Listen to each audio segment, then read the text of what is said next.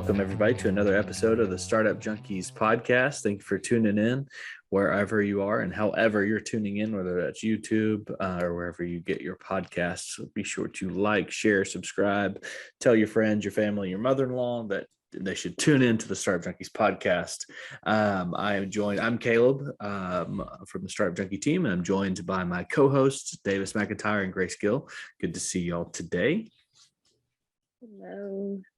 How's it going? And we are excited to be joined today by Joe Garafalo. He's the co-founder and COO at Mosaic, a technology company building its first strategic finance platform. Joe, how's it going? Glad to have you on. Going well. Nice to be here. Thanks for having me. Absolutely. So let's start from the top. Tell us your story. Give us the origin story. Go back to Genesis. You can skip the who begats and all that, but jump into who is Joe. Yeah. So I started my career in the Big Four as a public accountant. Went to school during the 2008 crash. So accounting felt like a really safe major. You'll always have a job, and that's where I started my career at KPMG. I was there for about 2 years, and while I was working in public accounting, I got a message from a company in the Bay Area called Palantir. And the link that Palantir had sent me was actually an article about how they were helping stop IED explosions in Afghanistan. And my best friend is a first lieutenant in the Marine Corps. And I was like, wow, this software could save my buddy's life. So I did a bunch of research on the company. I was a huge Peter Thiel fan and saw it was one of the founders of Palantir. And I was like, wow, I got to go. I got to leave everything I'm doing in New York and just go work at this company. And that was really like a transformational experience for me. So when I got to Palantir was just hiring the first wave of finance hires. We were, young 20 somethings, and we probably got a lot more responsibility than we had any business having at the time, which was really cool. But me and Bij and Brian, my two co-founders, really made the most of the opportunity. So we got to take Palantir, on this really crazy ride of hypergrowth from 200 to 2,000 employees. And while at Palantir, we implemented, all of the most important systems that the company used to run the business. So things like Salesforce and, NetSuite and Concur and Kyriba and like you name it, Palantir was using it to operate the business. And from a finance side, what that did was like, it gave us a lot of great operational tools, but it really kind of scattered all of the financial data for the company in all of these different silos. And the only way that we were able to provide the metrics and analytics and the financial models for the business was, piecing together and hobbling together all these different data points from these different tools.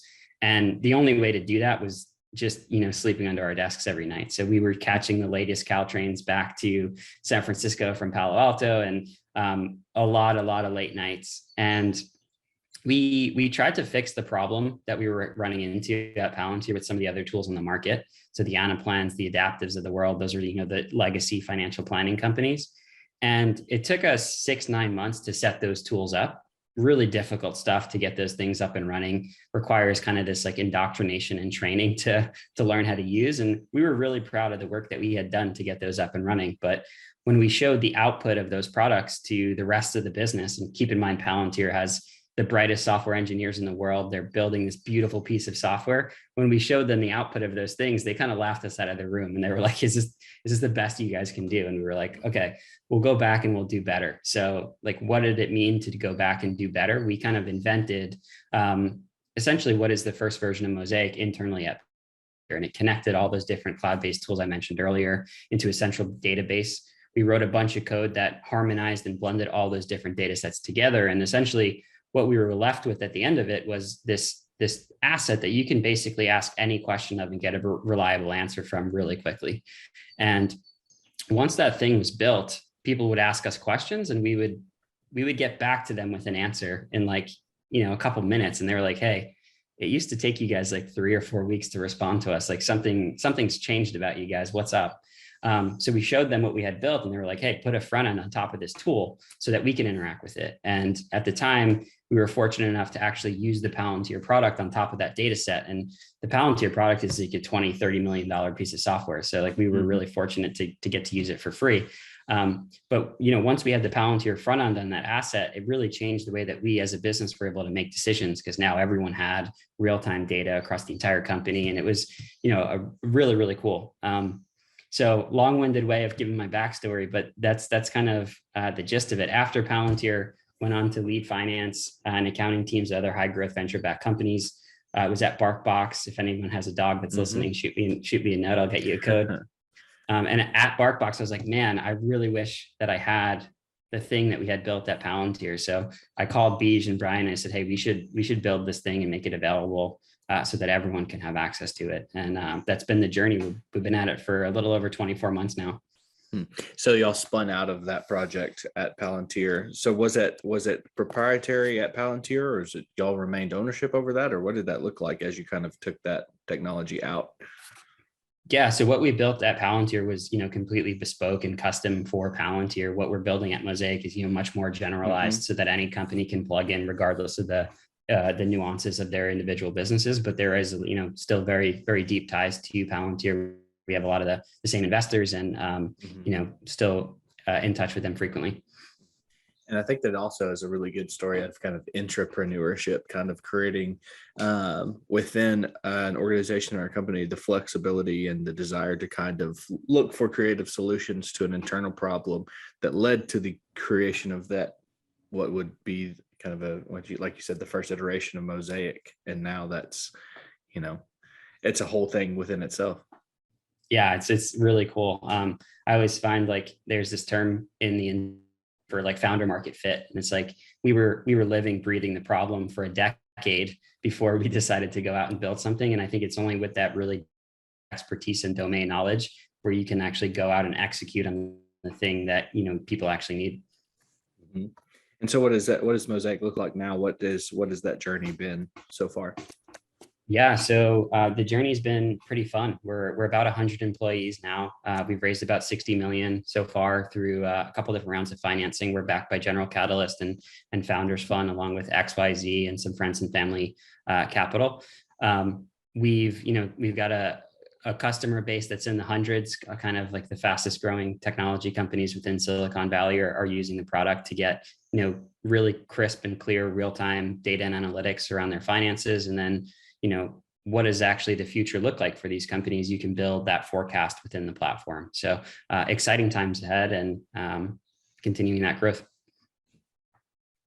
So now that you actually have a separate product, Mosaic, how is it easier to implement than the other solutions that were out there that you were mentioning before when you were trying to do that at your previous company?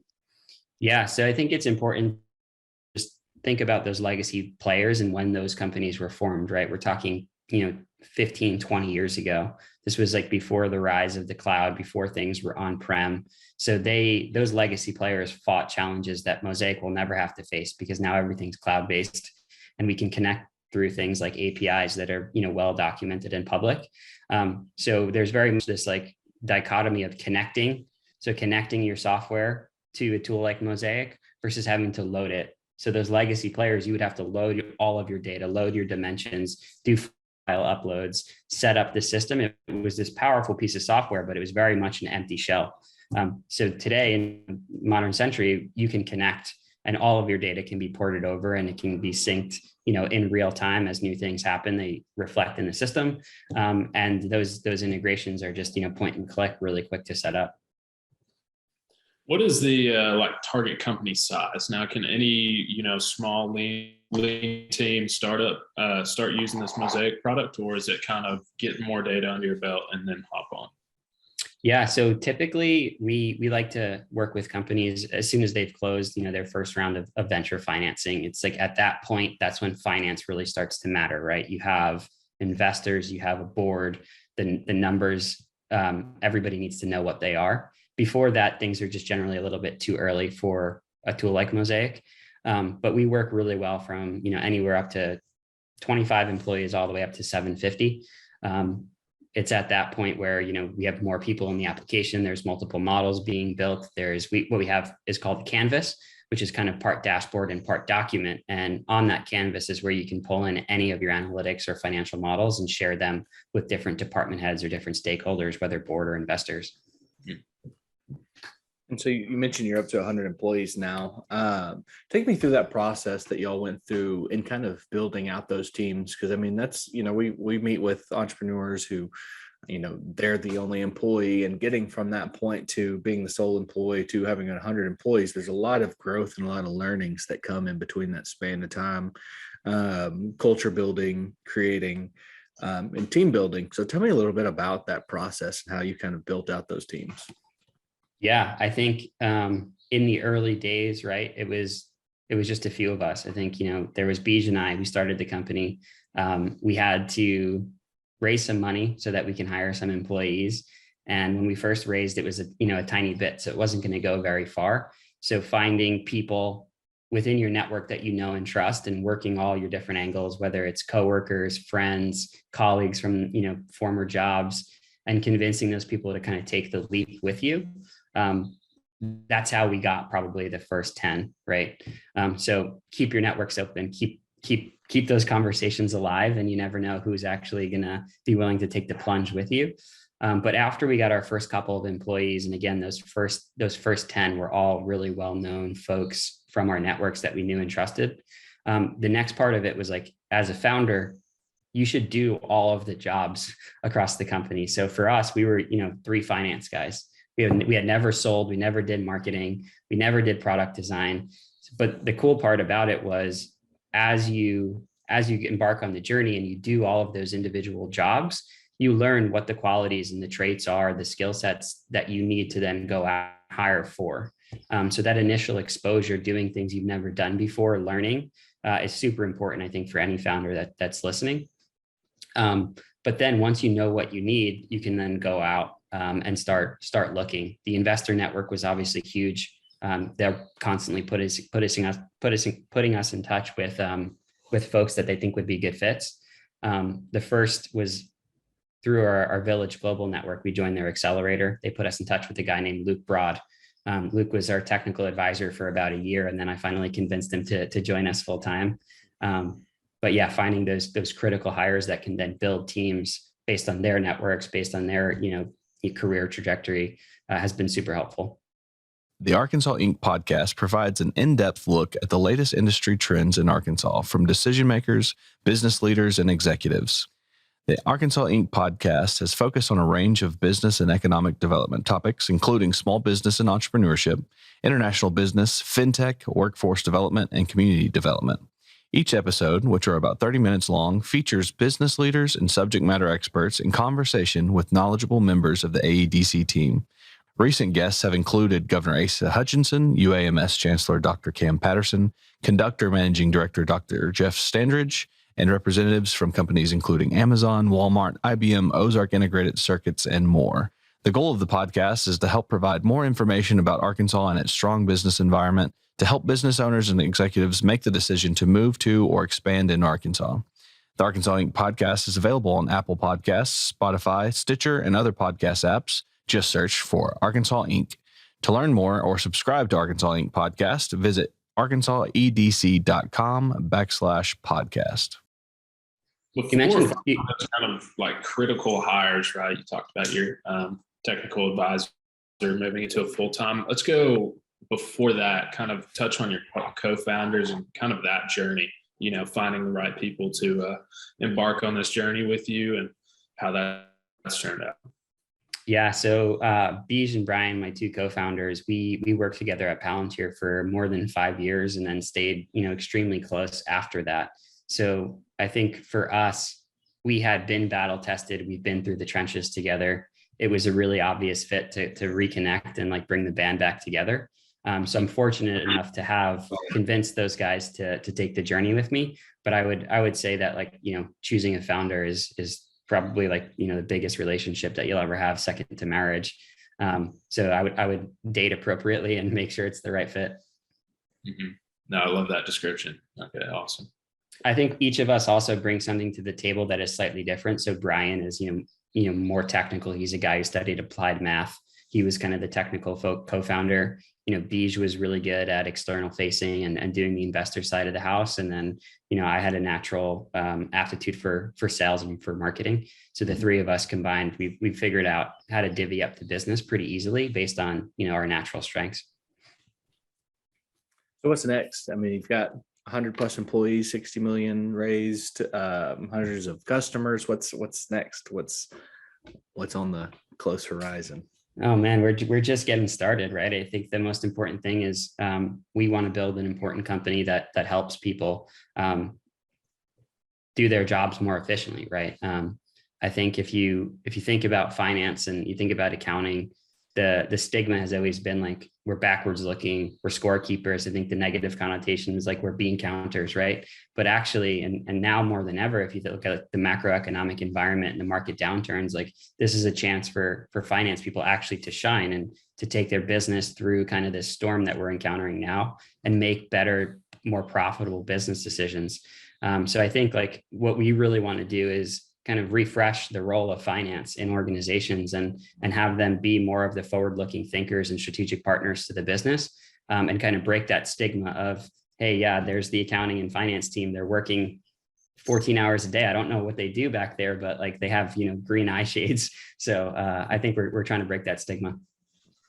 And you mentioned kind of this economic storm that everybody's kind of experiencing, and how you're approaching it to be able to kind of add value to those companies that are experiencing the storm. How is this, the economic conditions right now, impacting your company specifically? Yeah, so I mean, more than ever, just thinking through critical scenarios, right? The what if scenarios are more important than ever. What if, who we're selling to potentially goes out of business or their buying cycles slow down? How does that impact us from a top line perspective? And then if our top line slows, what does that do to our cash burn and our runway? So being able to play out all those scenarios is super important now more than ever. That's why a product like Mosaic is helpful. Not to toot our own horn here, but we can use the product internally just to see what all these outcomes may look like. We are really fortunate to have raised our Series B earlier this year. So, we're well capitalized and in a good position. But how we're helping other companies is, helping them build those scenarios, helping them understand important metrics right now, like, your burn multiple or your cash conversion score or your retention, right? Those are all the things that are going to matter, and helping them be well positioned so that when it does come time to raise, they're not behind the curve or they're not knowing what to expect. I think folks that are getting ready to raise or looking to raise in the near future are going to find it a lot more difficult in the more recent past, because it just seems like there's kind of a slowdown in that capital flowing into businesses and startups, and that from that perspective. So what does winning look like? Yeah, I think to me, winning looks like being able to support not only hundreds of customers, but thousands of customers. Right now we're very focused on B2B SaaS companies in the technology vertical specifically. But if you think about how you help a B2B SaaS company, there's a lot of similarities between what a B2B SaaS company is going through and a B2C subscription company can go through. So as the product matures, as the team grows, you can apply the same product and principles to different verticals and different industries, which makes me, really excited. So I think, scaling beyond companies of 750 in headcount, more towards, enterprise in the future would be pretty cool. And then I think, what does it mean if you have 1,000 customers on the product, right? It means maybe you can set up things like benchmark, right? And you can show other companies of this size and scale where they should be compared to their peers. I'm just riffing with you guys out loud here, but if you have thousands of customers using the application, you're pretty well suited to, provide things like loans and maybe even venture dollars, or you can become a bank, who knows? So there's a lot of possibilities out there.